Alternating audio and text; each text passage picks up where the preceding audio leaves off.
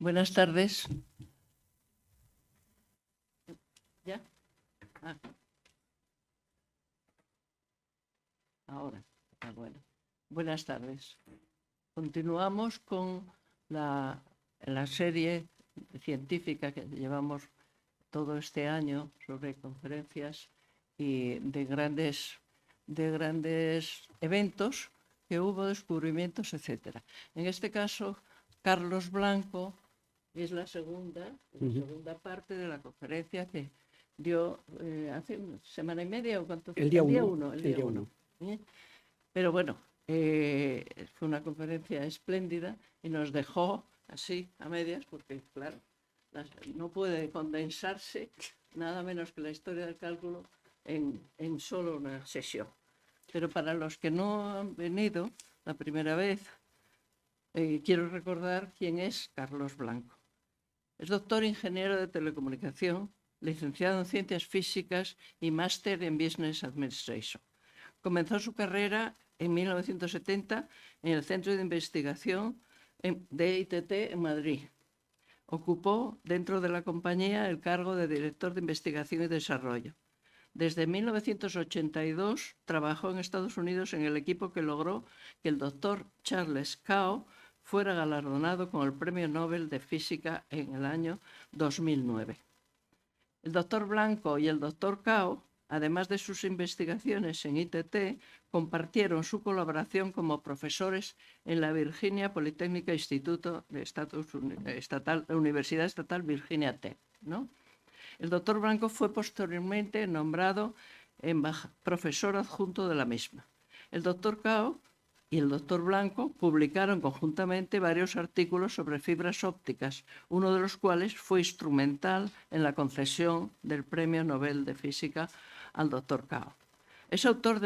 Carlos Blanco es autor de varios libros en Estados Unidos y de numerosas publicaciones en revistas internacionales, así como de muchas patentes, las cuales están registradas y en uso en los Estados Unidos. A su vuelta a España en el 2002, el doctor Blanco se incorporó a la Universidad Europea de Madrid como profesor titular. Actualmente da clase en esa universidad de la asignatura Redes Avanzadas de Telecomunicación de Nueva Generación, que solo entiendo la palabra redes. Es miembro de la Sociedad Española de la Historia de la Ciencia y la Tecnología y del Foro Histórico de las Telecomunicaciones. Como veis, un lujazo. Les dejo ahí. Muchas gracias, Mercedes. Muchas gracias, de verdad.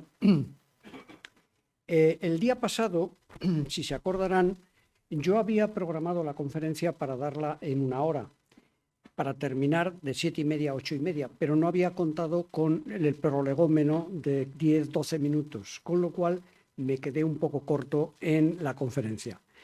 Esta vez les voy a pedir un poquito de paciencia porque voy a prolongar un poquito más el tiempo y a ver si consigo mantener su atención hasta el momento final. El día pasado, si se acuerdan, estuvimos viendo los sistemas de numeración que se habían producido primero en las civilizaciones mesopotámicas y posteriormente en Egipto, y a continuación pasamos a los sistemas de numeración que se habían producido en Grecia y en Roma. Y terminamos la conferencia diciendo que hoy nos íbamos a mover desde Roma, desde Europa, hasta el lejano Oriente. Por lo tanto, va a ser el comienzo hoy de la conferencia.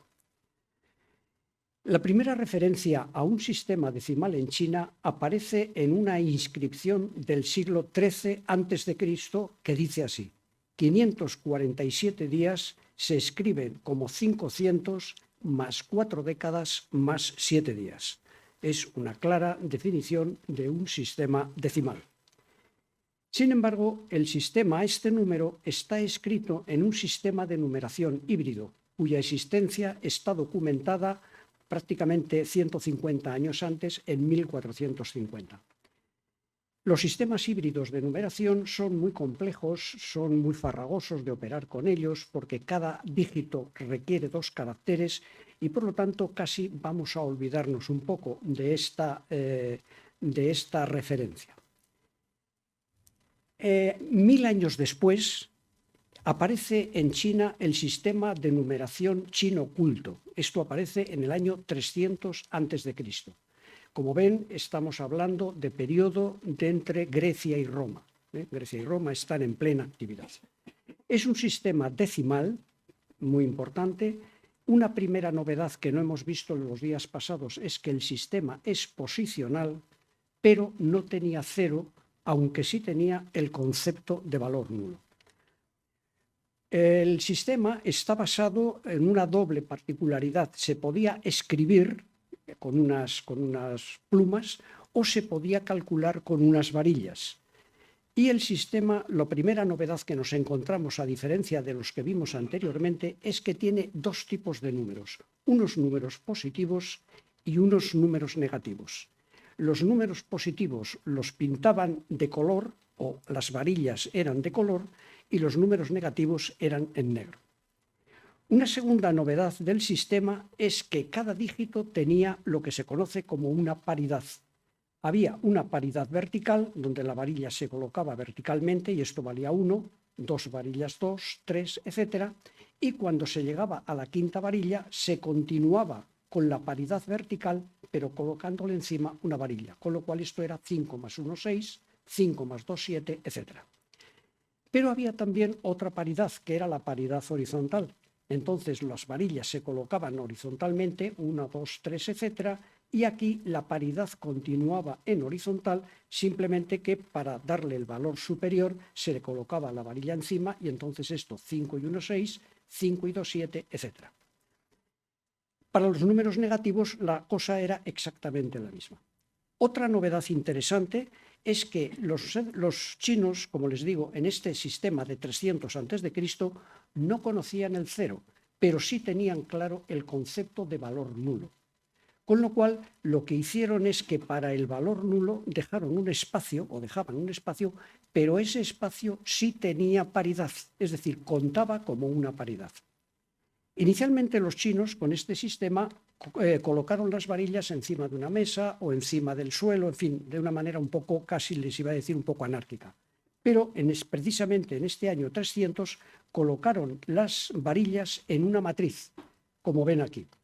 Entonces observen, por ejemplo, este número que para nosotros tiene una lectura muy clara, 93.472. Esta primera columna de aquí, como ven, todas las varillas son verticales, de paridad vertical.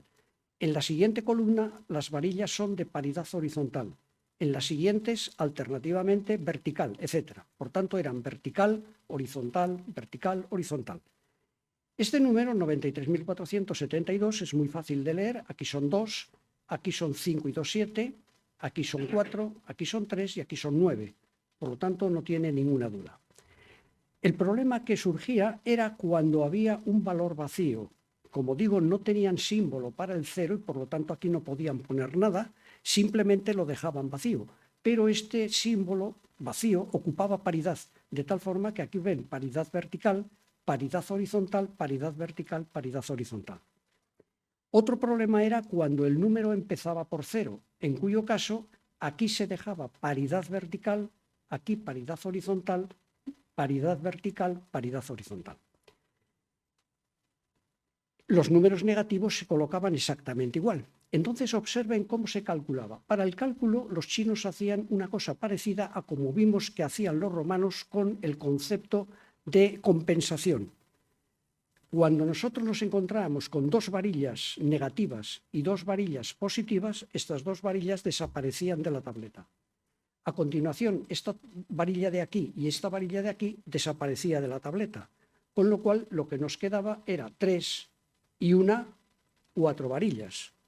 Pero observen, 2 y 3, 5 y 6, 11, menos 7, 4. Y así es como procedían los chinos para calcular. Observen una cosa interesante y es que la operación en la tableta es absolutamente mecánica. No hace falta más que ir poniendo, quitando varillas y compensando unas con otras. En cambio, para hacer el cálculo que yo he hecho aquí, he tenido que utilizar cálculo mental. La gran diferencia entre el manejo de tabletas y el manejo que veremos posteriormente es que exige un esfuerzo mental. Esta forma de calcular con varillas era tremendamente rápida. Así lo atestigua un viajero que estuvo en China en el año 11, en torno al año 1000, y nos dejó constancia de la enorme rapidez con la que calculaban, de tal forma que era imposible seguir el rastro de las varillas encima de la matriz. Y a su vez comenta este viajero que los chinos, los escribas o los calculistas chinos tenían un periodo de entrenamiento larguísimo.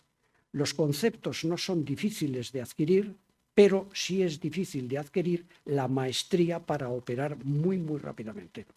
Por cierto, decirles que este viajero del siglo XI se adelanta en 200 años a la familia Marco Polo cuando viaja a China a la corte de Kublai Khan. Por tanto, estamos hablando de un documento anterior a los viajes de Marco Polo. A este instrumento le vamos a denominar instrumento número 5. Aquí tienen un grabado con una tableta china en la cual, como observan, ven los espacios vacíos, las fichas en posición vertical o en posición horizontal, pero observen una cosa interesante. Este grabado es del siglo XVIII. Por lo tanto, estamos hablando de que los chinos estaban calculando por este procedimiento todavía en la centuria de 1700, periodo ya muy tardío. Al igual que la tableta mesopotámica, esta tableta fue también evolucionando hacia el ábaco biquinario. Veamos la evolución de los ábacos chino y japonés a lo largo de la historia. La primera referencia al ábaco chino, la primera referencia que se tiene constancia, se hace en el año 220 después de Cristo durante la dinastía Zheng. 220 después de Cristo es pleno imperio romano. Estamos hablando de imperio romano. Es idéntico al ábaco romano. Aquí lo tienen. Hasta tal extremo es idéntico el ábaco chino y el ábaco romano que los historiadores hoy por hoy todavía no se han puesto de acuerdo cuál es anterior a cuál. ¿Quién descubrió el ábaco? Si lo descubrieron los romanos o lo descubrieron los chinos. Algunos se inclinan por decir que lo habían descubierto los chinos en base a su cultura milenaria, pero es que el otro día les comenté que el ábaco romano desciende directamente de la tableta Salamis, que viene soportada por una cultura tan milenaria como la cultura mesopotámica. Por tanto, los dos ábacos tienen una cultura milenaria detrás y no ha sido posible todavía decidir quién es el inventor del ábaco. Sí es verdad que se sabe que se influenciaron Roma y China, y esta influencia vino a través de los contactos que hubo en la ruta de la seda. La siguiente referencia al ábaco en China se produce en el año 1300 después de Cristo y el ábaco se conoce como xuanpan. Estoy seguro que todos han visto este ábaco muchas veces y por lo tanto no tengo mucho más que decirles. Sí comentarles que cuando ustedes a veces han oído hablar que el ábaco es milenario, etcétera, etcétera, bueno, pues no es tan milenario. Como ven aquí, es año 1300, es decir, 200 años antes de descubrirse América. Estamos hablando de hace 700 años, no es tan antiguo. A este instrumento le vamos a llamar instrumento número 6. El ábaco japonés es el que se conoce como soroban y tiene una estructura parecida a la del ábaco chino y es prácticamente idéntico en el tiempo. Es decir, China y Japón fueron de la mano durante prácticamente toda esta historia que hemos estado comentando.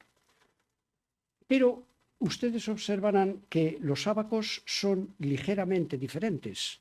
La pregunta es ¿por qué son diferentes estos dos ábacos? ¿Por qué este ábaco, al estilo del romano, tiene una cuenta y 4 cuentas aquí, y en cambio el ábaco chino tiene 2 cuentas y 5 cuentas aquí? Cuando uno maneja un ábaco chino, este en particular, el xuanpan, enseguida uno se da cuenta que no hace falta para nada utilizar esta cuenta de aquí y esta cuenta de aquí. Y es lo que hicieron los japoneses, quitar esas cuentas porque eran innecesarias.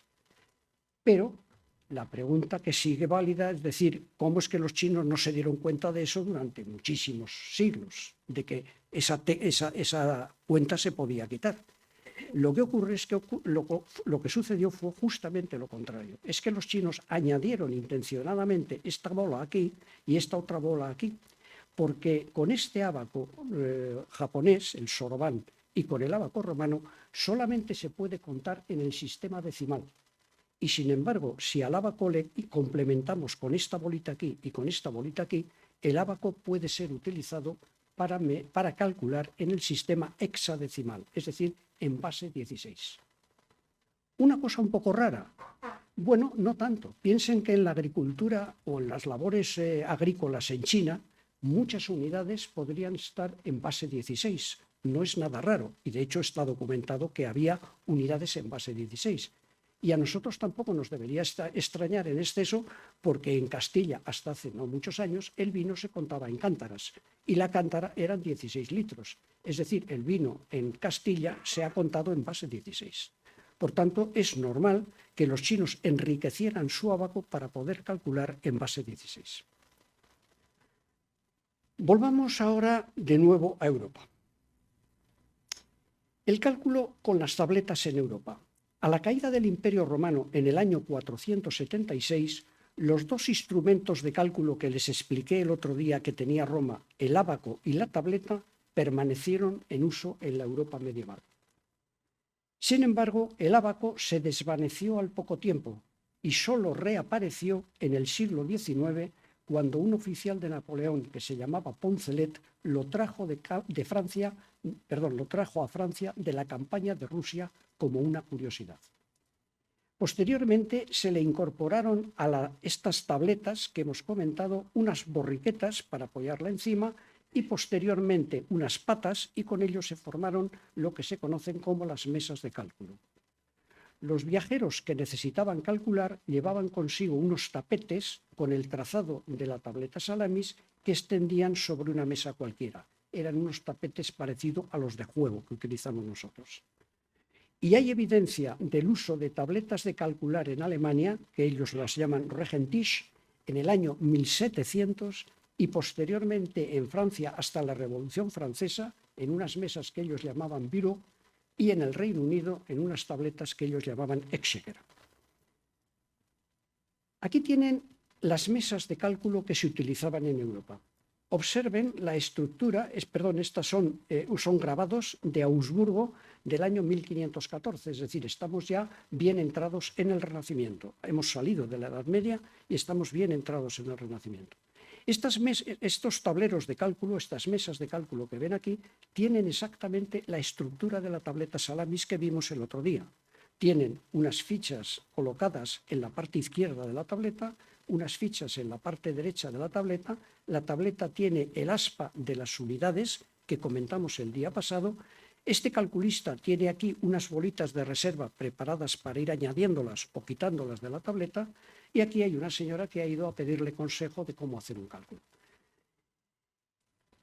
Aquí observan cómo, como digo, se calculaba ya todavía con la parte sustractiva de la tableta y con la parte aditiva de la tableta, lo cual es una indicación de que todavía en el año 1514 se estaba calculando en Europa con números romanos, porque es la forma en que esto lo habían puesto en uso los romanos por vez primera. Y por otra parte, si observan en esta bolita de aquí, está colocada en el intervalo entre dos líneas, que es lo que el otro día les comentaba, donde los romanos colocaban el número 5. Por lo tanto, estas dos imágenes que ven aquí nos están mostrando que en 1514 y posteriormente se estuvo calculando en Europa con números romanos. A este instrumento le vamos a llamar instrumento número 7. ¿Cómo era el cálculo en Europa desde los siglos IV hasta el siglo XVIII? Bueno, aquí lo que hago es resumir lo que he comentado antes. Empezamos con la tableta Salamis en épocas anteriores al 300 a.C. A esta tableta se le añaden unas borriquetas. Posteriormente se construyen mesas especiales para calcular. Esta de aquí en particular está tomada del Museo de Estrasburgo. A continuación, los viajeros colocaban encima de esta mesa o de otra cualquiera un tapete de calcular. Esta imagen está tomada del Museo de Baviera en Múnich.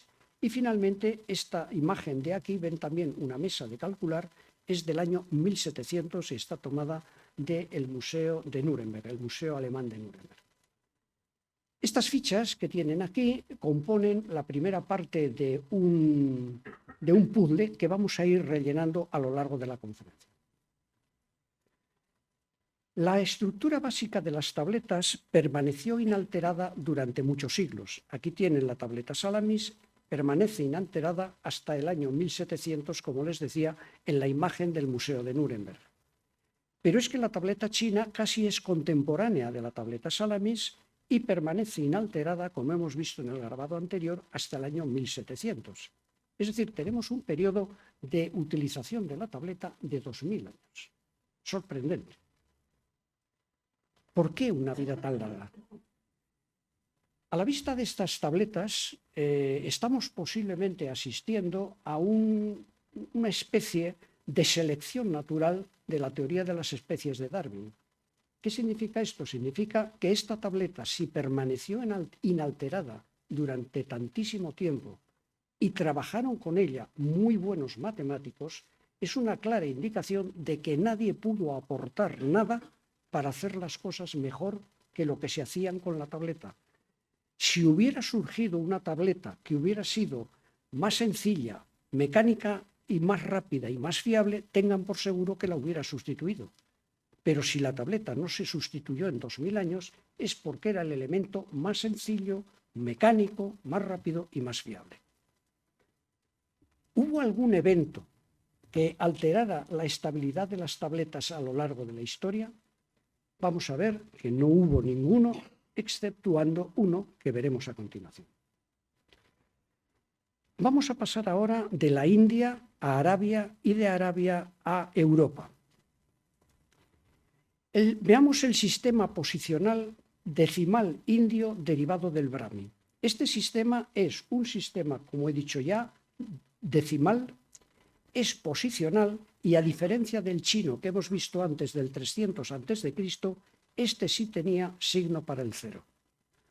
Aquí tienen los símbolos, el sistema Brahmi, y aquí tienen el símbolo para el cero. Si se fijan, los símbolos empiezan a parecer ya mucho a nuestros símbolos actuales.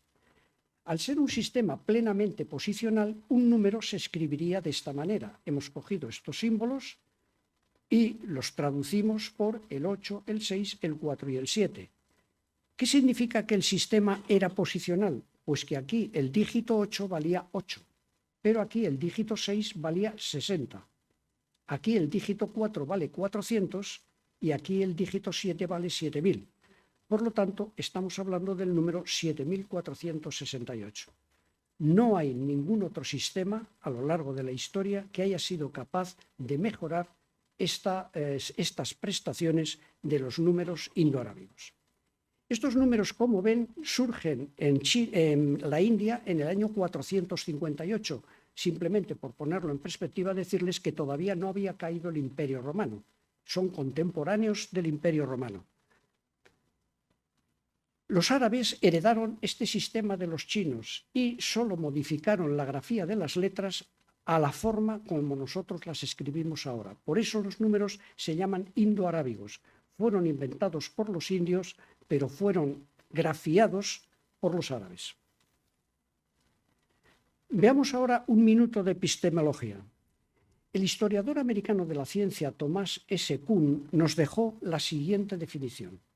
Paradigma es el conjunto de prácticas y saberes que definen una disciplina científica durante un periodo de tiempo determinado.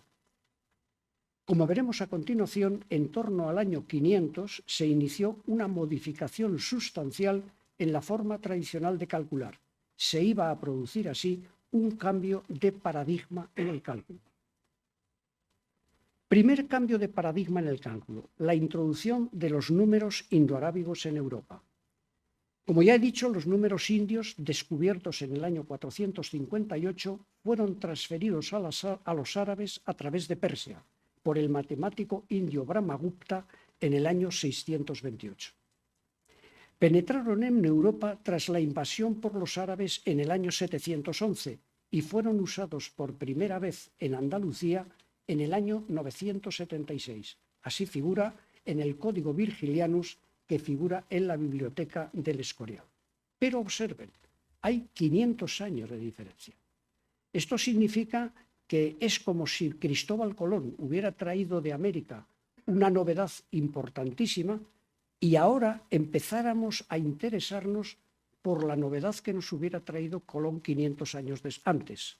Es decir, es sorprendente que unos números descubiertos en el 458 empiecen a mostrar cierto interés por ellos 500 años después.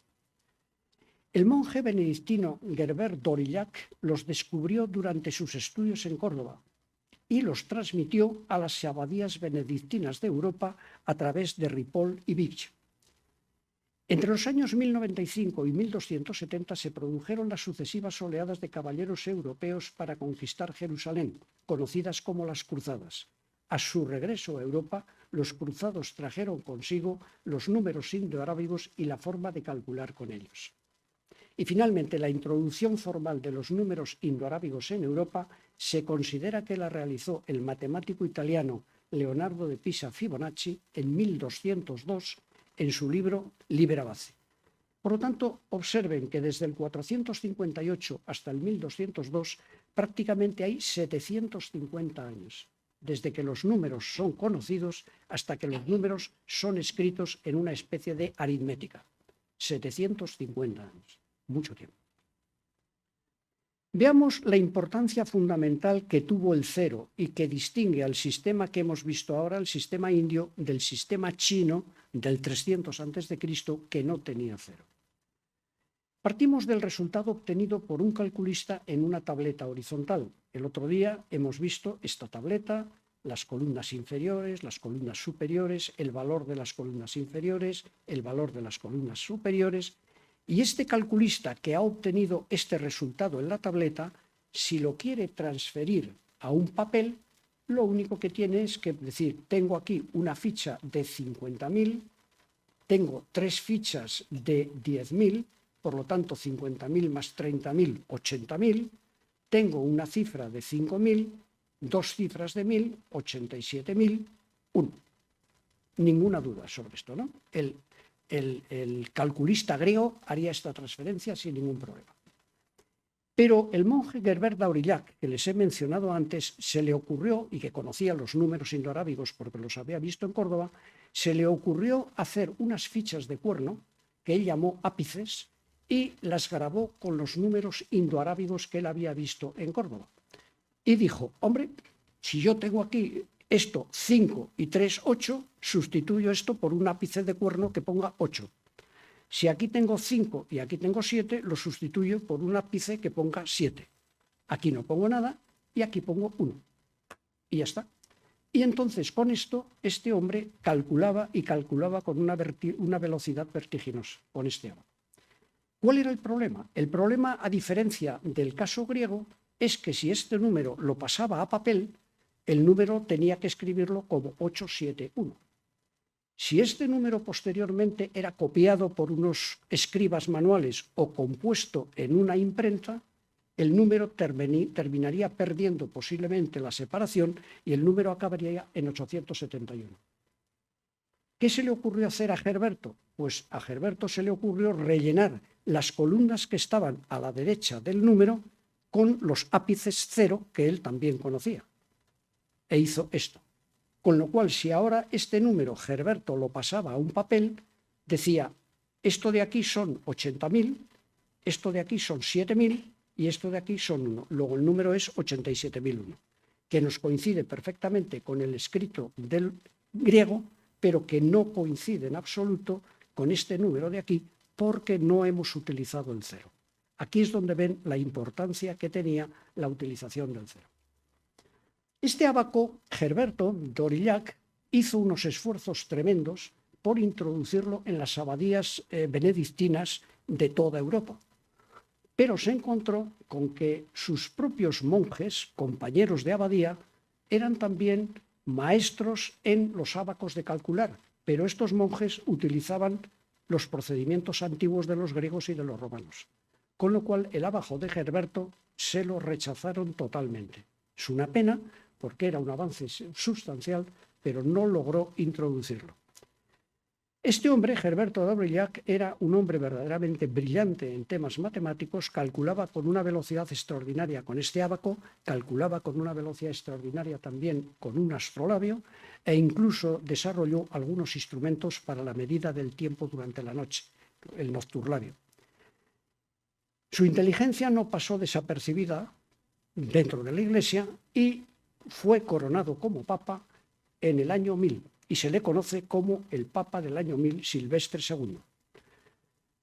Sin embargo, este hombre, precisamente por su inteligencia y por una combinación de lo que el otro día les comentaba, posiblemente de un analfabetismo rampante que había en aquella época y posiblemente un cierto fanatismo religioso, se le condenó durante el periodo de vida a que esa brillantez en su forma de calcular era consecuencia de alguna posesión diabólica. Y es el caso de que este hombre fue enterrado y a los pocos meses fue desenterrado y se exhumó su cadáver para someterle a un exorcismo y librarle de esa forma de la posesión del diablo. 600 años después, no estamos hablando de unos pocos, estamos hablando de 600 años después, Kepler fue acusado no exactamente de lo mismo, pero casi. Ahí se acusó a su madre de que un hombre tan brillante como Kepler no podía venir de un padre normal, tenía que haber sido resultado de una cohabitación entre la madre de Kepler y el demonio. Y esta cohabitación le costó a la madre de Kepler la cárcel, porque la Inquisición la puso en la cárcel. Kepler estuvo durante muchos años tratando de librar a su madre, pero al final del tiempo consiguió sacarla de la cárcel con el triste resultado de que a los 3 días murió. Es una pena, pero por eso les conté al comienzo de la conferencia el día pasado el problema del analfabetismo. Estas eran las consecuencias del analfabetismo y, como digo, el fanatismo religioso.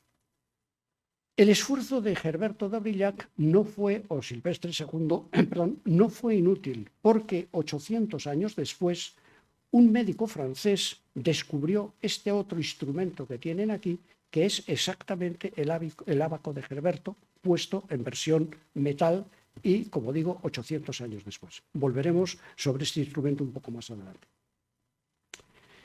Veamos la introducción de los números indoarábigos en Europa. Herberto no fue el único que tuvo problemas con su ábaco. Los números indoarábigos penetraron muy lentamente. Por una parte, tenemos aquí, en esta gráfica que ven aquí, una gráfica que habrán visto repetidas veces cuando normalmente se habla de las matemáticas, se suele colocar esta página. Está tomada del libro Margarita Filosófica que les mencioné el día pasado en la conferencia y es del autor Gregor Reich y es del año 1508. Este autor alemán lo que nos está transmitiendo en esta transparencia es la batalla que se estaba librando entre los que calculaban con tabletas de calcular, los que conocían con el nombre de abacistas, de ábaco, y los que calculaban ya con los números indoarábigos, que les llamaban los algoristas. En esta batalla, los dos personajes que intervienen son muy interesantes. El personaje que trabaja con el ábaco es Pitágoras, con lo cual nos está dando a entender que ya en el año 600 a.C., que es cuando vivió Pitágoras, se estaba ya calculando con la tableta de calcular esta que ven aquí. Y el otro personaje que ven aquí es Boecio, que es el último filósofo romano que fue ejecutado por Teodorico en el año 525 y que se considera por muchos autores el comienzo de la Edad Media. Y este hombre, en el 525, Gregor Reich supone que ya conocía los números indoarábigos que habían sido descubiertos en el 458. Pero lo interesante que tenemos que ver entre estas dos figuras es que hay 1000 años de diferencia. Pitágoras, siglo VI a.C., Boecio, siglo VI después de Cristo. Por lo tanto, estamos hablando de que Gregor Reich lo que nos trata de transmitir en esta transparencia es que esto es lo antiguo, lo obsoleto, lo viejo, y esto es lo nuevo, lo moderno. Boecio es lo moderno. Esta, por así decirlo, competición, se ve claramente que la aritmética está mirando a Boecio, lo cual está indicando que ha sido el que ha ganado la competición de ver quién de los dos era más rápido, más eficaz, más exacto calculando. Pero no siempre esta duplicidad de competición entre los dos calculistas era un problema de competición. A veces era la cosa bastante diferente. Aquí tienen a dos calculistas, esto también es un grabado alemán. Como ven por los escudos que ven aquí, se supone que son dos personajes que deben de trabajar para el gobierno del Länder alemán de aquel entonces. Por el libro que tienen aquí da la sensación que es un libro de contabilidad, por lo tanto es posible que estemos viendo a dos funcionarios de Hacienda que están haciendo cálculos matemáticos. El autor de esta página es un alemán que se llama Adam Ries, escribió este libro en Frankfurt y es de la Ausgabe, la edición es del año 1533. Este matemático alemán tituló su libro Rechnung auf der Linien und Federn, que quiere decir en español cálculo con pluma y con líneas. ¿Se acuerdan lo que les comenté al principio de la conferencia del otro día? Que Michel Montaigne dijo que no sabía calcular ni con plumas ni con fichas. Aquí tienen lo que significaba eso. Él no sabía, Montaigne no sabía calcular ni como calculaban los de las fichas ni los que calculaban con la pluma de escribir. Bueno, no creo que tenga tampoco a lo mejor mayor importancia ese comentario de Michel de Montaigne, porque a lo mejor alguno de ustedes aquí no se avergonzaría demasiado de decir, pues yo no sé programar un ordenador, y se quedarían tan tranquilos. ¿De acuerdo? Por lo tanto, Michel de Montaigne nos hace la misma manifestación. Yo no sé calcular ni con pluma ni con fichas. Pues bueno, muy bien, no pasó nada, ¿no? Pero este es el origen de la famosa frase de Montaigne. Lo que es interesante de resaltar aquí que esto, en vez de ser una competición entre dos calculistas, a ver quién calcula más rápido, quién calcula mejor y quién calcula primero, es un problema, es una situación de colaboración.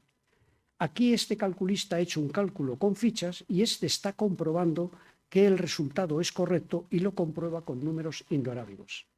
¿De dónde viene esto? Pues viene precisamente de este autor, Adam Ries, que en todos sus libros y en todas sus enseñanzas insistió durante muchísimo tiempo que en los modelos de enseñanza alemán se debía de mantener que los cálculos deberían repetirse una y otra vez hasta que dieran exactamente el mismo resultado. Por así decirlo, esta enseñanza de Adam Ries continúa presente en este momento en Alemania. Y hoy por hoy, yo que he trabajado con científicos alemanes y con ingenieros alemanes, cuando ellos te entregan un trabajo hecho y calculado, te dicen nach Adam Ries, que significa está hecho con la garantía de que está calculado según nos decía Adam Ries. Es muy interesante este concepto e, insisto, se sigue utilizando y se sigue enseñando en las escuelas alemanas. Observar la posición de nuevo de la ficha en los intermedios de las dos líneas. Esto es la costumbre romana, insisto, y por lo tanto esto nos está diciendo que en 1533 se seguía calculando con números romanos en Europa. La difícil aceptación de los números indoarábigos que les he comentado antes. Las mesas de cálculo usando números romanos proporcionaban una razonable solución a muchos de los problemas de cálculo de la vida ordinaria. Muchas personas vivían de calcular con ellas. El cálculo con números indoarábigos requería un importante esfuerzo mental. Con las tabletas, en cambio, el cálculo era puramente mecánico. El gremio de los abacistas cerró filas ante la llegada de los nuevos números. Intuían que aquello podía ser el final de su buen vivir. Un edicto de 1259 prohibió a los banqueros florentinos utilizar esos infieles y extraños nuevos símbolos en sus contabilidades. Para su tranquilidad, decirles que no eran los Médicis quienes hicieron este comentario. Los Médicis son de 200 años después. La Universidad de Padua ordenó en 1348 que la lista de precios de los libros no debería de prepararse en cifras, sino en letras, en una clara referencia a los números romanos. En Padua, el Palacio de la Ragione, que era el Palacio de la Razón, el Palacio de la Ilustración, del Genio, etc., estaba construido ya desde el 1218 y 100 años después, más de 100 años después, surge este comentario por parte de la Universidad de Padua. No estamos hablando de una cosa cualquiera, la universidad. Se argumentaba que los números romanos eran más difíciles de falsificar que los nuevos numerales. Era más complicado alterar este número que tienen aquí que alterar 1388. Sin embargo, ambos sistemas, los decimales y los indoarábigos y los romanos, convivieron. En una ficha de cálculo francesa, en un museo de Francia, que se conserva en un museo de Francia, tenía escrita la fecha como esto que ven aquí, en un claro intento de compactar la escritura del número de esa forma. El 0 fue rechazado por incomprensible. No se entendía decir eso de toma 0 manzanas. Arguían los filósofos, ¿cómo se puede decir que existe algo que a su vez es nada? Veamos ahora cómo nos ha quedado el puzzle después de estos comentarios que les he hecho. Seguimos viendo que las fichas de arriba es el cálculo con números romanos desde el 300 a.C. hasta el 1700, y en el año 1000, entre el año 1000 y 1200, aparecen en Europa los números indoarábigos y se empieza a calcular a mano, con pluma, como hemos visto anteriormente. Pero si con los números griegos y romanos habían surgido las tabletas de cálculo, que ven aquí arriba, ¿por qué no se construyó un instrumento para calcular con los números indoarábigos? Es decir, la pregunta nos está diciendo ¿qué ocurre con este vacío que tenemos aquí? ¿Por qué no hay nada ahí? ¿Estaba el entorno preparado a partir de 1200 para construir máquinas mecánicas de calcular con los nuevos dígitos? 1. El sistema posicional y el 0 estaban ya plenamente establecidos. Desde el año 1200 los había introducido Fibonacci, por tanto estaban ya establecidos. Segundo, las ruedas dentadas se utilizaban rutinariamente desde la época griega en serpentines, clepsidras, grúas, molinos, artilugios hidráulicos, etc. La mecánica estaba ya plenamente desarrollada y mantenida por los herreros medievales. Los primeros relojes mecánicos estaban a punto de surgir. Quizá ustedes conozcan que el primer reloj mecánico, la primera referencia a un reloj mecánico, es del año 1283 en la abadía inglesa de Dunstable. La técnica de los metales, el hierro, el bronce, el latón, estaba ya plenamente establecida y existían excelentes instrumentos de precisión construidos con ellos, como por ejemplo el astrolabio. ¿Por qué se retrasó entonces 600 años la aparición de una máquina mecánica para ayudar a calcular? Algunas razones. Las mesas de cálculo eran todavía un elemento muy eficiente para realizar cálculos rutinarios de la vida diaria. Los gremios medievales mantenían un férreo control sobre los artesanos, impidiendo que, por ejemplo, un relojero hiciera una rueda dentada que no fuera destinada a un reloj, cuanto menos a una máquina de calcular. En la sociedad renacentista había una clara separación entre las elitistas enseñanzas universitarias del trivium y el quadrivium, que incluían la aritmética y la geometría, y las artesanías populares, por ejemplo la mecánica. El cálculo era claramente una actividad puramente intelectual reservada a las élites. Y por otra parte, y muy importante esto que les voy a decir, la herencia de la filosofía platónica era todavía muy fuerte. El mundo superior de las ideas que preconizó Platón y el inferior de los sentidos estaban netamente separados.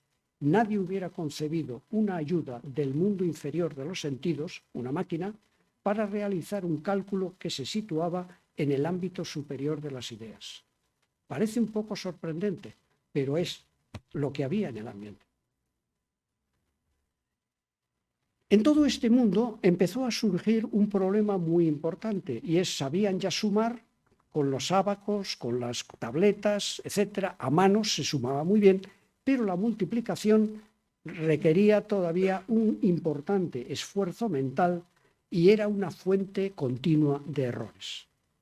Surgieron de esta forma 3 procedimientos para aliviar la dificultad: la multiplicación por celosía, el método de la prostafairesis y las tablas trigonométricas, y la invención de los logaritmos y las tablas de logaritmos. Pero si la multiplicación era un problema, se pueden imaginar lo que sería la división, la potenciación, que era necesario para calcular superficies y volúmenes, o la radicación, e inclusive la potenciación para calcular intereses en los préstamos bancarios. Por tanto, estamos ante un problema muy serio, la multiplicación. Como he dicho, vamos a ver muy brevemente, no quiero pasarme mucho tiempo en estos detalles, los distintos procedimientos que hubo. Por una parte, en la India está documentado que en el siglo XII aparece este procedimiento de celosía que ven aquí, en el cual se trazaba esta especie de cuadrado en el papel para multiplicar el número 4327 por el número 83, se ponían aquí los productos parciales, 7 por 8, 56, 2 por 8, 16, 3 por 8, 24, y luego se sumaba así y se obtenía este número. ¿Surgió algún instrumento para realizar mecánicamente esta operación? Pues efectivamente surgió un instrumento, pero 500 años después. Aquí lo tienen, se llamaba los bastoncillos de Napier. Y como ven, estos bastoncillos se colocaban de esta manera y el procedimiento es puramente el procedimiento de celosía. Fíjense bien que desde que se descubre este procedimiento de cálculo en la India hasta que en Europa logramos construir un instrumento de cálculo, pasan 500 años, un tiempo muy largo. La palabra celosía viene porque de la India el procedimiento entró por Venecia y en Venecia, en la laguna, esta especie de esquema que hemos visto aquí les recordaba a las cortinas que tenían en Venecia para protegerse del sol, que en Venecia se llamaban gelosía y nosotros en español lo tradujimos o lo modificamos por celosía. Pues de ahí viene el nombre. El siguiente procedimiento es el de multiplicación por prostafairesis. Es posible que muchos de los que estén aquí no hayan oído nunca hablar de esto, pero sí les voy a decir que es el homólogo de los logaritmos, pero en la parte trigonométrica. El procedimiento se basa en estas dos ecuaciones descubiertas por Vieta, en la cual el producto de dos cosenos se transforma en la suma de dos cosenos o el producto de dos senos en la diferencia de dos cosenos. No voy a insistir más. Su carácter especializado hizo que su uso quedara restringido a aplicaciones específicas, por ejemplo, en observatorios astronómicos como el de Tycho Brahe. El instrumento necesario eran, claro, las tablas trigonométricas. Y la pregunta es, ¿había tablas trigonométricas en esta época? Y la respuesta es que sí, que en 1550 ya existían tablas trigonométricas con 15 decimales de precisión. Estamos hablando ya de unas tablas muy, muy completas. Y el tercer procedimiento es el de los logaritmos, que es el de prostafairesis en trigonometría, pero ahora con logaritmos. El logaritmo convierte el producto de dos números en la suma de sus logaritmos y el instrumento correspondiente para realizar esta operación eran las tablas de logaritmos y las reglas de cálculo. Y de nuevo la misma pregunta, ¿había tablas de logaritmos? Pues sí. En 1650, que es cuando Neper más o menos introduce los logaritmos, al poco tiempo ya se calcularon tablas de logaritmos con 14 decimales de precisión. Es decir, se podían hacer estas operaciones con muchísima precisión. Aquí tienen una imagen de unas tablas de logaritmos del año 1650. Este es un instrumento que le llamo instrumento número 10. Y aquí tienen unas reglas de cálculo que el otro día se las traje aquí para que las vieran. Son del año 1620 y a esto lo llamo instrumento número 11. Voy a abrir un breve paréntesis para hacer una separación entre dos tipos de instrumentos de cálculo que están utilizándose a lo largo de la historia. Por una parte tenemos los instrumentos que están basados, los que hemos estado viendo hasta ahora, que es en contar fichas, y a esos instrumentos los llamamos de tipo digital. Y hay otros instrumentos que se utilizan basados en la medida, en la posición de una aguja, como ven aquí, en una aguja entre dos posiciones. A estos instrumentos se les llama instrumentos analógicos. Lógicamente, la mayor precisión viene asociada a los instrumentos digitales, dado que en los instrumentos analógicos tienes que calcular un poco a tanteo. Pero con las reglas de cálculo que vemos aquí, solamente se podía multiplicar y dividir de forma aproximada, porque eran instrumentos analógicos. La suma y la resta tenían que seguir haciéndose a mano o con tablero. Veamos otro instrumento analógico de cálculo, el astrolabio. Este instrumento surge y fue concebido por Hiparco en el año 190 a 120 a.C. y perfeccionado posteriormente por Ptolomeo en Alejandría en el siglo II después de Cristo.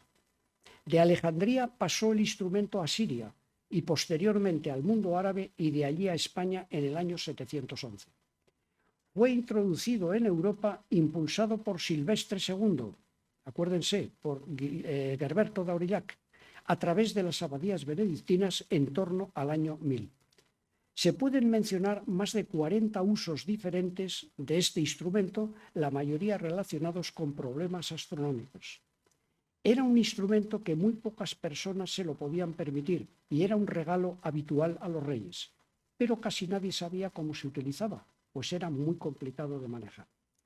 El hecho de poder hacer con él predicciones puramente astronómicas le conferían un carácter místico, adivinatorio y en algunos casos de convivencia con el demonio, como hemos visto en el caso de Silvestre II. Los mejores ejemplares se construyeron en los talleres de los territorios españoles en Flandes durante el siglo XVI. Este instrumento que han visto anteriormente aquí, está construido, es el astrolabio de Felipe II, que se conserva en el Museo Arqueológico de Madrid y es una verdadera y auténtica maravilla de construcción de instrumento.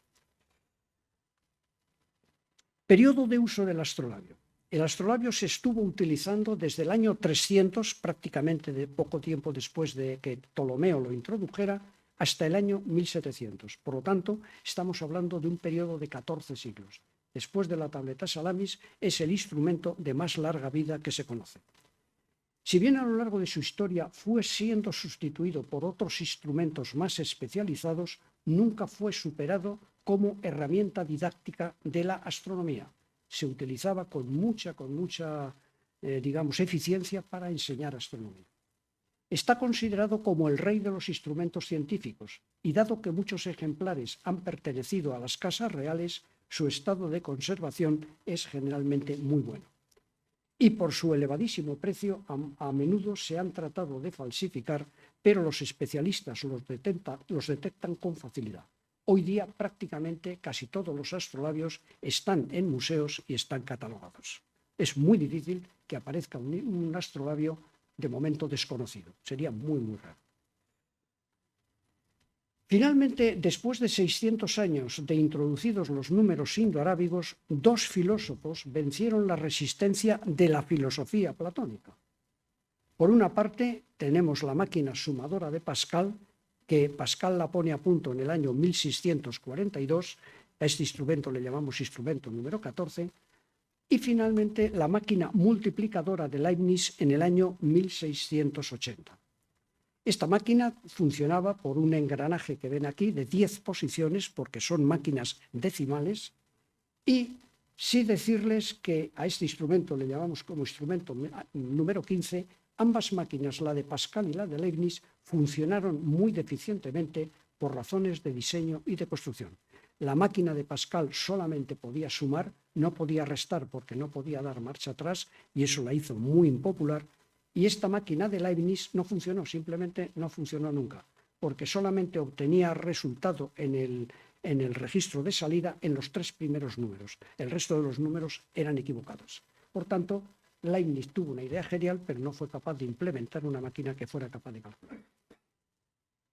La primera máquina realmente comercial y con posibilidades de calcular aparece en el año 1820, casi 250 años después que la de Leibniz. Está basada en el mismo mecanismo que el de Leibniz y esta máquina ya podía hacer las 4 operaciones aritméticas y extraer raíces cuadradas. Por lo tanto, estamos ya ante el primer instrumento digital capaz de calcular las 4 operaciones aritméticas. También hay que decir que esta máquina, a pesar de todo el esfuerzo que se hizo, era bastante deficiente, se atascaba con frecuencia y para desatascarla había prácticamente que desarmarla, mover los engranajes y volverla a montar. Por lo tanto, estamos hablando de un instrumento que, aunque ya funcionaba bien, era bastante precario. Y este instrumento es el instrumento número 16. Veamos ahora ya cómo era el resumen del cálculo en Europa desde los siglos IV a.C. hasta el siglo XIX. Se estuvo calculando, como ya hemos visto anteriormente, con mesas de cálculo hasta 1700 se estuvo calculando a mano con los números indoarábigos hasta el año también 1800, y aquí nos aparecen ahora los instrumentos que acabamos de ver. Las tablas de logaritmo, la regla de cálculo y las sumadoras de Pascal y la multiplicadora de Leibniz y el aritmómetro de Thomas de Colmar. Bueno, esto completa, por así decirlo, el puzzle del cálculo en Europa. ¿Podríamos decir que está completo este puzzle? Veamos, si yo en esta línea de tiempo que tengo aquí añado una pequeña iluminación, a lo mejor sacamos algunas conclusiones interesantes. Aquí he puesto los científicos más importantes, más relevantes del periodo que van del 300 a.C.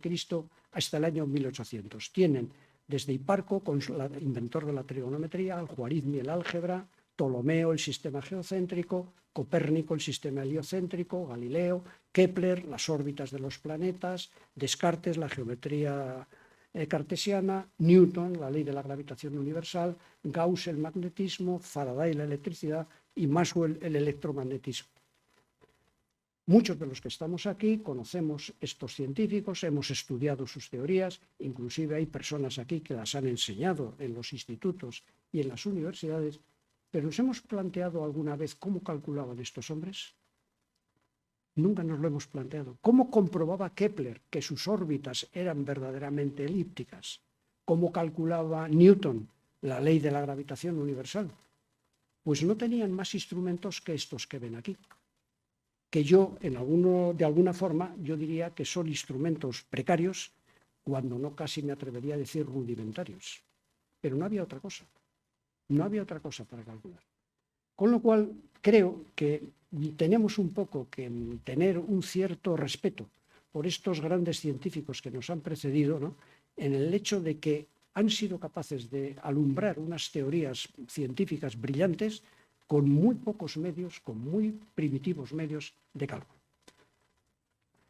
Segundo cambio de paradigma en el cálculo. Esta es la parte más técnica de la conferencia y voy a ir un poquito rápido, pero síganme porque estoy seguro que les va a interesar. Hemos dicho que en el año 1820 se descubre la máquina, el aritmómetro de Colmar, una máquina que ya es capaz de sumar dos números, restar dos números, multiplicar, dividir y extraer la raíz cuadrada del número. En este momento se empieza a plantear en el mundo del cálculo qué hacer a partir de este momento. Y para ello se acude a un procedimiento, se va a la Grecia clásica y se acude a un procedimiento que pusieron a punto los filósofos griegos y que utilizaron los geómetras griegos con muchísima eficiencia, que es la distinción entre el análisis y la síntesis. Del griego, analusis es la palabra de la que deriva nuestro análisis y consistía en descomponer sucesivamente un problema muy complejo en otros problemas más sencillos. Se buscaba la solución de los problemas sencillos y luego, mediante un proceso de síntesis, se iba escalando hasta obtener el resultado del problema complejo. Imagínense, por ejemplo, que tenemos este castillo de números aquí, que lo representamos por letras para simplificarlo, y lo queremos calcular con esta máquina que tenemos aquí. ¿Qué haríamos? Bueno, lo primero es buscar lo más sencillo que tenemos. Lo más sencillo sería dividir A entre B. Introducimos A en la máquina, luego a continuación introducimos B en la máquina, giramos la máquina y la máquina nos da el resultado de A partido por B. Esto lo apuntamos en un papel y a continuación este número le volvemos a introducir en la máquina, le multiplicamos por sí mismo dos veces para elevarlo al cubo y lo volvemos a apuntar en un papel. A continuación nos vamos a lo más sencillo, C lo introducimos en la máquina, D lo introducimos en la máquina, hallamos el cociente, lo apuntamos en un papel. El resultado lo volvemos a meter en la máquina y extraemos la raíz cuadrada y lo apuntamos en un papel. Y luego cogemos el valor que teníamos en un papel del cociente A partido por B elevado al cubo, tenemos la raíz cuadrada, los multiplicamos ambos en la máquina y así vamos procediendo. Y vamos construyendo por síntesis el resultado final de la operación. Este procedimiento secuencial analítico de cálculo se conoce hoy día como un algoritmo. Han oído hablar muchas veces de un algoritmo. Este algoritmo se puede escribir mediante un gráfico, o se puede representar mediante un gráfico, y entonces estamos ante lo que se conoce como un diagrama de flujo de un algoritmo. Aquí lo tienen, no voy a entrar en detalles, por supuesto, pero este diagrama de flujo sí les puedo decir que se puede escribir con unas palabras que si luego hacemos que sean comprensibles por una máquina, estamos ante lo que se conoce como un programa. Hemos llegado al concepto de programa. ¿Cuáles son los elementos del cálculo analítico en la época en la que estamos hablando? Bueno, pues había una unidad de control que era el calculista con su mente, la unidad aritmética era la calculadora, el aritmómetro de Thomas, el desvío condicional, una cosa que no hemos visto, pero que lo hacía el calculista mentalmente, la memoria, el papel donde apuntábamos los resultados, los dispositivos de entrada de datos a mano y los dispositivos de salida de datos a mano. Pero entonces la pregunta que se planteó fue, ¿sería posible construir una máquina que pudiera realizar todas estas operaciones con la menor intervención del hombre? El británico Charles Babbage, estamos hablando en torno al año 1850, por así decirlo, obsesionado por los numerosos errores que se encontraban en las tablas de calcular y los cuantiosos costes que esto originaba al erario público británico, ofreció al gobierno construir una calculadora mecánica que realizara los cálculos analíticamente con la menor intervención del hombre. Babbage, como digo, se lo ofreció al gobierno británico y el gobierno británico, 100 años antes, había ofrecido una suma de 20.000 libras esterlinas a quien fuera capaz de resolver el problema de la longitud, el cálculo de la longitud en el mar. ¿Se acuerdan que lo mencioné el otro día? Este premio de 20.000 libras esterlinas del gobierno británico sería equivalente hoy día a 18 millones de euros. Luego estamos hablando de una cifra verdaderamente sorprendente para los años 1850-1860. Bueno, pues 100 años después, cuando Babbage le presenta al gobierno británico su posibilidad de eliminar los errores y los costes que producían los errores de las tablas de calcular, el gobierno británico fue de nuevo sensible y le ofreció a Babbage una asignación de 17.000 euros. Aproximadamente estaríamos hablando de unos 15 millones de euros. ¿Qué hizo Babbage? Bueno, Babbage construyó una primera máquina de calcular, esta que ven aquí, que esto solamente es la séptima parte de lo que hubiera sido la máquina completa, solo la séptima parte. Posteriormente inició el proyecto de una segunda máquina que no salió del tablero de dibujo, por lo tanto no existe, y finalmente proyectó una tercera máquina que no salió del tablero de dibujo, pero que en el año 1990 en el Museo de la Ciencia de Londres la construyeron y era esta máquina que ven aquí. Esta máquina hubiera pesado 3 toneladas. Aquí lo resumo diciendo que el gobierno británico concedió una asignación de 17.000 libras a Babbage. Ninguna de las 3 máquinas proyectadas por Babbage llegó a ser construida. Estas máquinas están consideradas hoy como un buen intento de mecanizar el cálculo, pero solo son reliquias sin ningún valor. Y sin embargo, el esfuerzo de Babbage no fue del todo inútil, pues dejó perfectamente establecidos los componentes que debería tener un computador analítico del futuro. Perdón, a estos instrumentos los he llamado instrumentos 17. Si antes hemos visto que los elementos del cálculo analítico con calculadora manual eran estos que ven aquí, en el año 1945 el matemático norteamericano John von Neumann dijo cuáles deberían ser los mismos elementos en una máquina automática. La unidad de control sería, en vez del calculista, un programa. La unidad aritmética, en vez de una calculadora, se la llama hoy día la CPU. El desvío condicional lo haría el programa. La memoria son las múltiples memorias que ustedes conocen, ROM, RAM, etc. Los dispositivos de entrada podía ser un teclado y el dispositivo de salida una impresora o una pantalla. Como ven, esto es lo que dijo Babbage con sus máquinas y se materializó en el año 1945 en un dispositivo que vamos a ver dentro de un minuto. Pero hay un tercer cambio de paradigma en el cálculo, que es la llegada de la electricidad. La situación del cálculo durante los siglos XIX y XX la vamos a ver a continuación, y se producen dos cambios trascendentales. Aquí tienen la línea de tiempo del siglo XIX y XX, una línea de separación muy clara en torno al año 1830. Aquí están el aritmómetro de Thomas de Colmar que hemos visto, el método analítico que les he explicado, las máquinas de Babbage que también les he explicado y numerosas máquinas mecánicas que se crearon. Todas estas máquinas eran de construcción mecánica, estaban basadas en dispositivos que tenían 10 posiciones y calculaban con aritmética decimal. ¿Qué supuso la llegada de la electricidad? Pues la llegada de la electricidad es que la construcción, en vez de mecánica, pasó a ser electromecánica con relés en los cuales, en vez de 10 posiciones como aquí, solamente hay 2 posiciones, o pasa corriente o no pasa corriente, y por lo tanto esto obligaba a utilizar aritmética binaria. Y aquí ven cómo la aritmética binaria, como el otro día les comentaba, utiliza muchísimos más dígitos que la aritmética decimal. Pero este fue el camino que se emprendió para desarrollar el calculador analítico electromecánico de Zuse, un alemán, el primero que se hizo, calculadores analíticos electromecánicos de Stibitz, el calculador analítico electromecánico de Matt Aiken. Estos son lo que llamaríamos los instrumentos número 18. Y ya prácticamente no nos queda más que un último paso, que es sustituir este componente electromecánico que tenemos aquí, un relé, sustituirlo por un componente electrónico.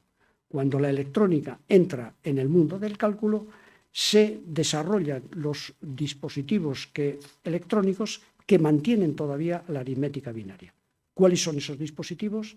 El computador de Atanasov del año 39, el Colossus que desarrolla Turing para descifrar los códigos de la máquina Enigma de los nazis, el ENIAC que se desarrolla en la Universidad de Pensilvania en los Estados Unidos y el EDVAC también que se desarrolla en los Estados Unidos. A estos instrumentos les voy a llamar instrumentos número 19 y estos computadores analíticos de programa externo culminaron y cerraron la historia de los instrumentos de cálculo matemático e iniciaron el periodo de los ordenadores de programa almacenado en los que la función de cálculo matemático quedó relegada a una mera operación auxiliar al servicio del procesamiento de la información. Nació así la informática. En español es el de los pocos idiomas que tenemos dos palabras separadas para entender lo que es un computador de un ordenador. Ni en Francia ni en Estados Unidos ocurre eso, pero en español sí. En español sí reservamos la palabra computador al instrumento que computa, que hace cálculos. En el ordenador no reservamos esa palabra. Cuando ustedes están en su casa con un ordenador y están reservando unas entradas para un concierto, están viendo un partido de fútbol, están leyendo la prensa, están chateando con un amigo o enviando un correo electrónico, ¿tienen ustedes la sensación de que están calculando? No, están procesando información. El procesar esa información requiere cálculo, sí, pero ustedes no están calculando, no tienen la sensación de que están calculando, están procesando datos.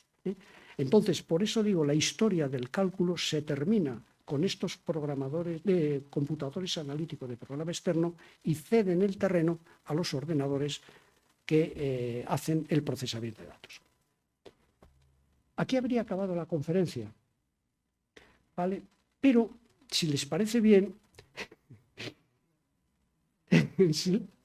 si les parece bien, ¿la dejamos por otro día, Mercedes?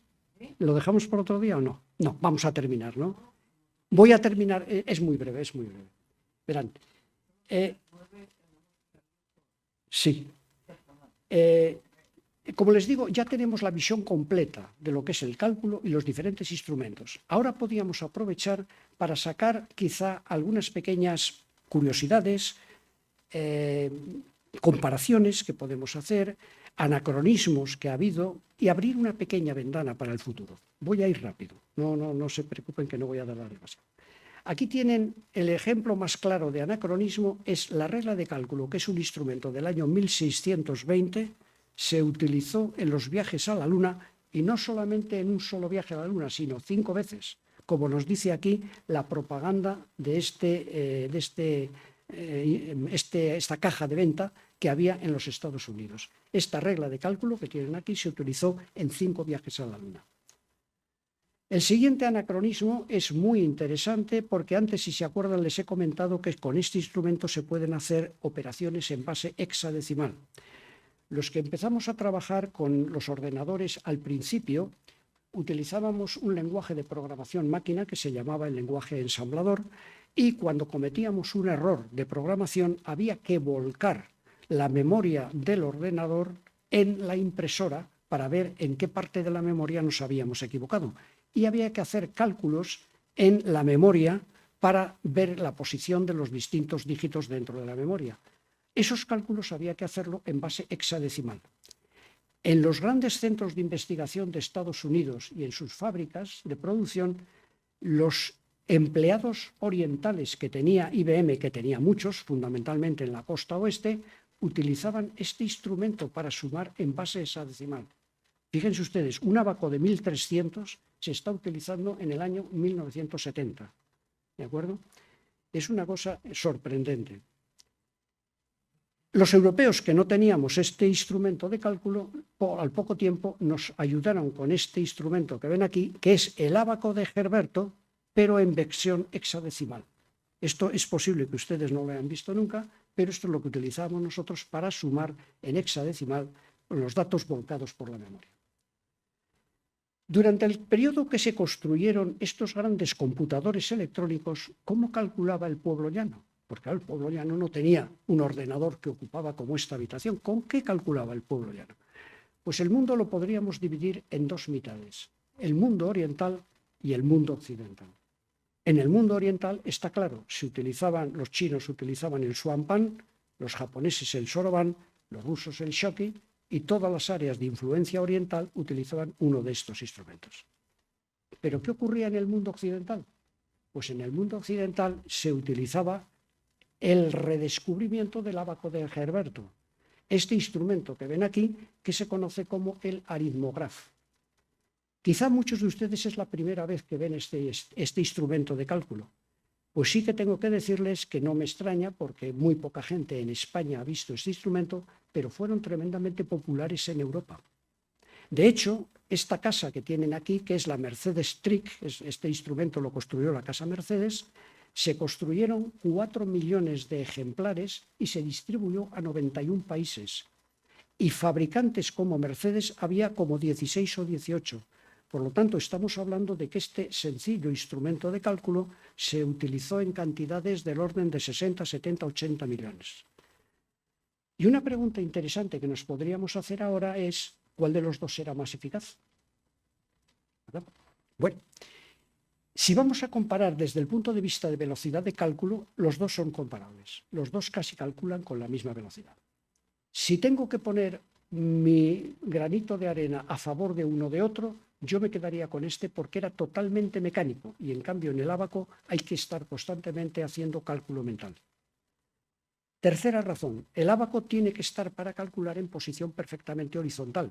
En el momento que le sacas de la posición horizontal, le desequilibras las fichas y se acabó el número.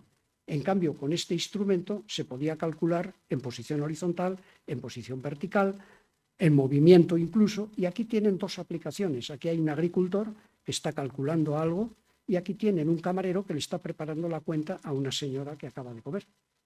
Fíjense que está calculando de esa forma. Este instrumento tenía el tamaño aproximadamente de un teléfono móvil hoy día. E insisto, fue tremendamente popular. Sí que tengo que decirles que en España desafortunadamente el instrumento no entró, o entró muy poco, y durante todos mis años en la universidad solamente conocí a un arquitecto que utilizó el instrumento para hacer cálculos de estructuras por el método de Cross, que se basa en sumas y restas. Aquí tienen la miniaturización de los instrumentos de cálculo. Por una parte, este es el instrumento de cálculo más pequeño, mecánico más pequeño que se ha construido nunca. Se hizo en el año 1949 y aquí tienen una calculadora que todos ustedes conocen perfectamente, que es la Hewlett Packard número 35, que aparece en el año 1972. Es apasionante la historia que hay detrás de estos instrumentos, no se la puedo contar porque vamos deprisa, pero sí decirles que hay una cosa sorprendente y es cuando esta máquina se está construyendo por vez primera en el año 1949, llevaba ya el ordenador Aitken y el ordenador ENIAC 4 años funcionando. Es decir, coinciden la última máquina mecánica y el gran ordenador que acababa de ser descubierto. Es una cosa interesante. ¿Cómo comparaban estas máquinas entre sí? Bueno, aquí tienen, para estudiarlo, se realizaron una serie de cálculos que determinaron la precisión de los resultados y el tiempo necesario para llevarlo a cabo. Aquí tienen la máquina Curta, esta que hemos visto, la miniatura, y aquí tienen la máquina Hewlett-Packard y el castillo de números que les he indicado antes.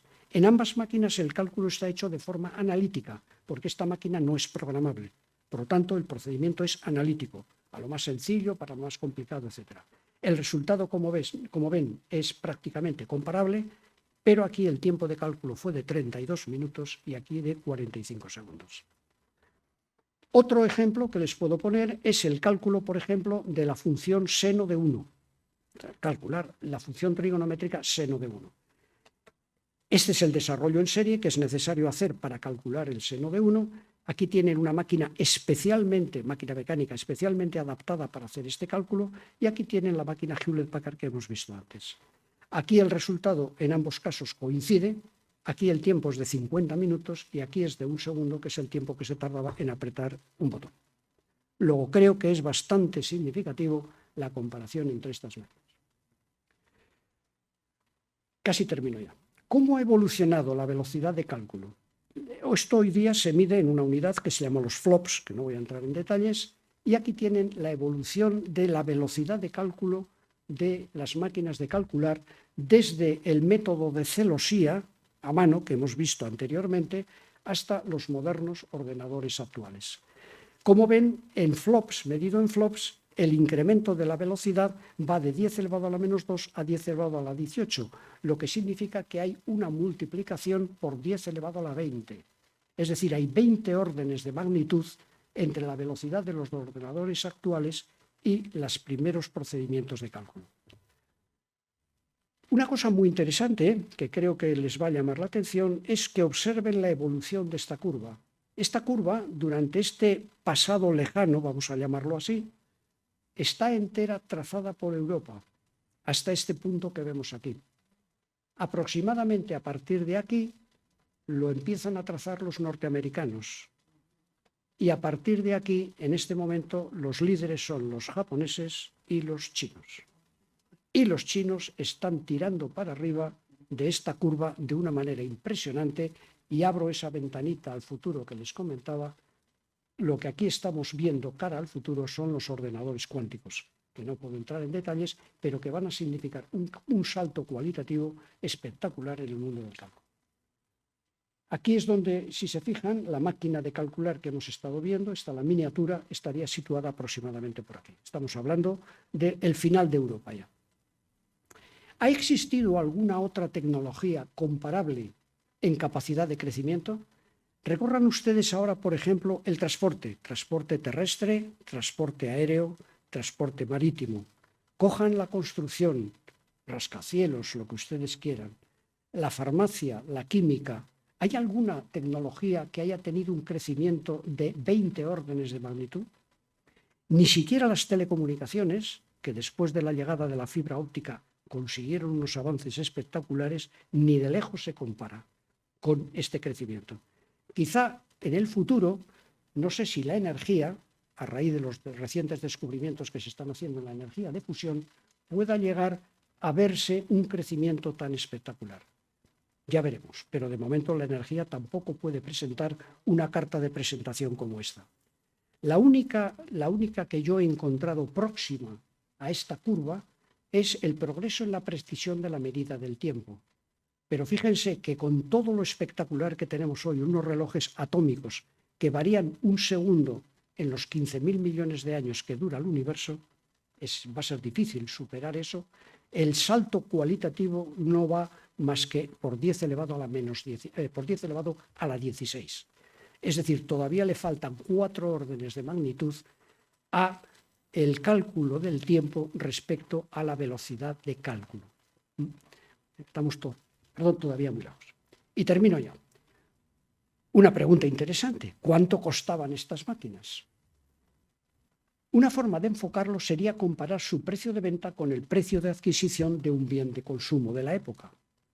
Por ejemplo, ¿cuántas máquinas harían falta para comprar un medio de locomoción o una vivienda? Y observen cómo, a medida que retrocedemos en el tiempo, los instrumentos de cálculo van siendo cada vez más costosos. En el año 2012, en España, 25 ordenadores Hewlett-Packard Pavilion compraban un Ford Mondeo. Es un dato fácil de contrastar. En el año 1970, también en España, 2 máquinas Curta miniatura que hemos visto compraban un Renault 8. Observen el precio de estas máquinas.